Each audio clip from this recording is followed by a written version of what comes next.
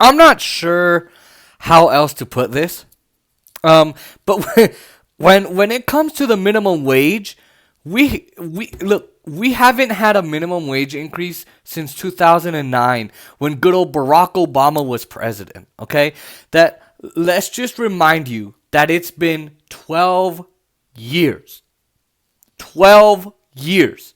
Almost 12 years since we've increased the minimum wage. And you hear these arguments by Republicans. Oh, we're gonna lose businesses. It's gonna cause job losses. It's gonna. Well, it should depend on the cost of living, huh? Because maybe someone here doesn't need it. Okay, you keep going with that. So we need a minimum wage increase badly. We've needed it forever, right? And so the CBO, which is the Congressional Budget Office, has a bunch of nonpartisan people who come out, and whenever like Democrats or Republicans have a bill, they come out and say, here's what we think it's going to do to the budget, it's going to do to the job rate in this country, the unemployment rate in this country, the employment rate, how it's going to add to the deficit, what it's going to do to poverty, what it's going to do, okay, how many people are going to get raises, or this and that. That's what the CBO does. So it can be a good thing and a bad thing. And here, the CBO released a report that said that the minimum wage would would give 27 million Americans raises. Oh, see, a big raise, a whole lot of raises. It would give it would lift 900,000 Americans out of poverty. So that would be helpful. But it said that it would also add to the deficit. Most everything we do will add to the deficit. And they say it'll lose 1.4 million jobs over the next 4 years. Now, here's where I wanted to kind of come on and debunk a little bit of the myths that go on. Okay?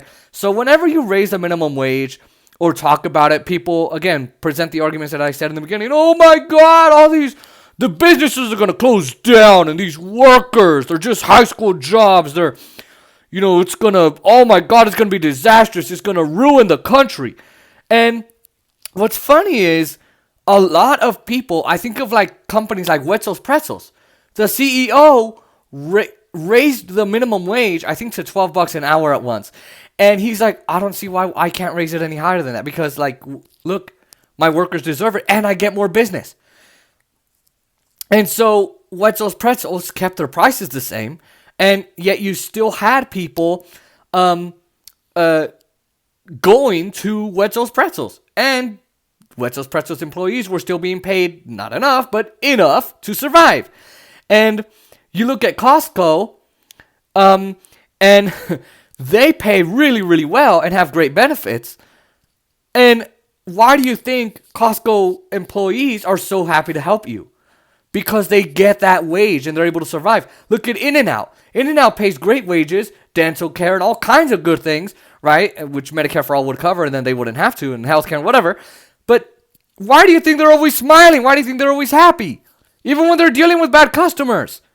And so then you get places like Seattle. Seattle, years ago, raised the minimum wage to $15 an hour. And these whole perverse effects that people said were going to take place, oh my God, they didn't actually take place. In fact, what happened was they started getting ratings of the best place for employers, the best place for employment, the best place for wages, the place with the least amount of job loss. So we've had over 40 cities and many states actually raise the minimum wage across the country. And so this whole effect that people say it's going to take effect, it doesn't take effect. What happens is the opposite. It's good for the economies because the cost of living still goes up anyway, whether the wages are raised or not. But it goes up to a point where now you have enough money in your pocket and you're not just making $7.25 an hour. And, it actually helps you. You can actually afford to live. It's not the most, but hey, you know what? It's raised, right? And so that helps. People are not starving as much anymore. You lift people out of poverty. In fact, homeless people can possibly get a job and earn $15 an hour and not be homeless anymore. And so now there are arguments of, well, these are high school jobs. We shouldn't be raising their wages. Well, we should, because most high schoolers in this country, because they have single moms and dads working 2 or 3 jobs each, they then have to get a job in high school to support the family, right? So that's what they got to do. So, but they got to support the family. But these jobs, the average minimum wage worker is actually a 35-year-old woman who pays half of her household's income. She pays half the bills. So we can't be making this argument of, oh, it's only high schoolers. No, it's a lot of people. It's a lot of people. Okay? So now you might be asking, okay, we raised the minimum wage, but how about businesses? How are they going to afford it? Well, you subsidize them. You don't just go, here, raise the minimum wage. You can do it incrementally, which I don't think we should. Or you could just say, we're going to subsidize small businesses and we're going to give grants and loans to businesses, or maybe just grants to businesses, because Wall Street gets a lot of grants.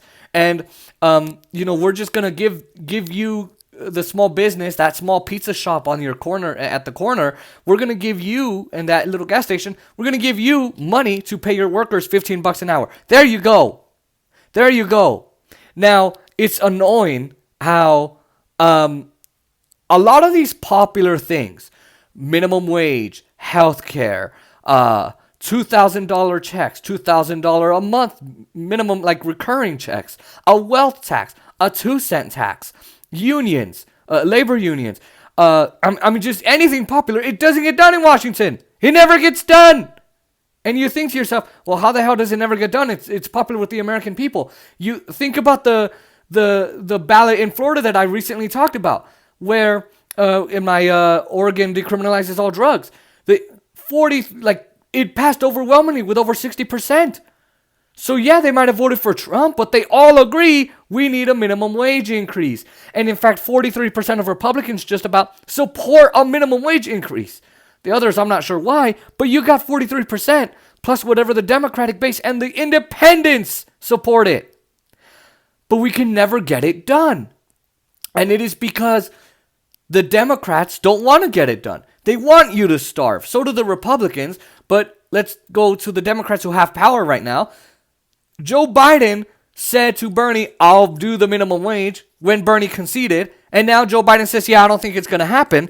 Bernie was mad about it. So then apparently Congress said, the House said, no, we got it into our bill, into our reconciliation bill, where we don't need unanimous consent with the Republicans.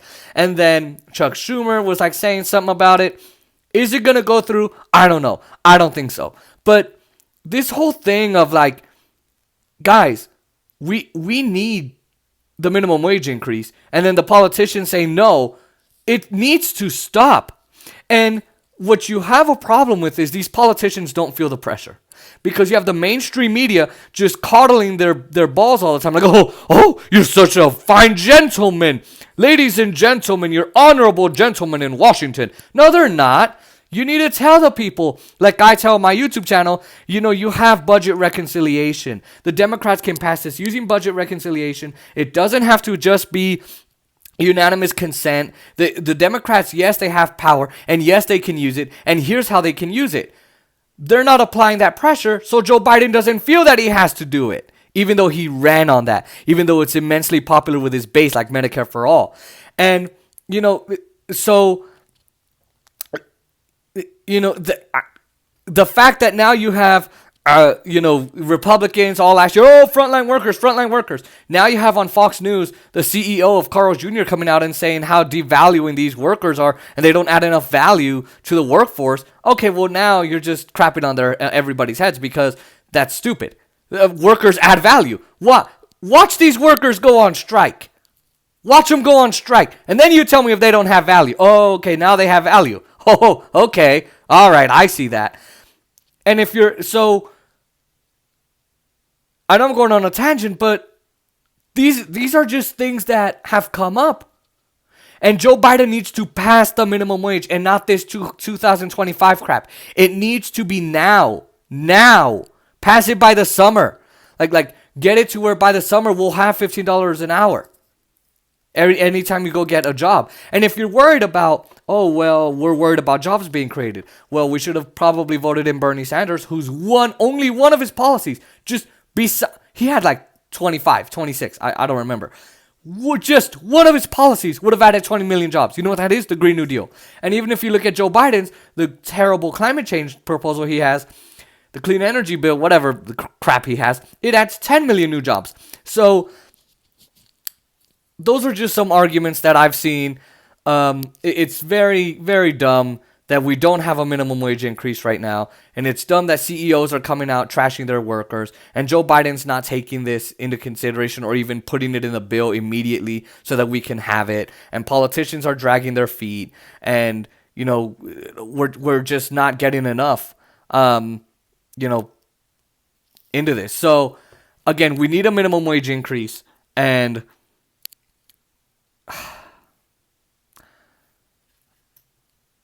I hope it happens. I really do, because otherwise, I don't know, Joe Biden is not going to do so well in the midterms if he at least doesn't do a minimum wage increase, which would help millions of workers, as you just heard me say in the beginning.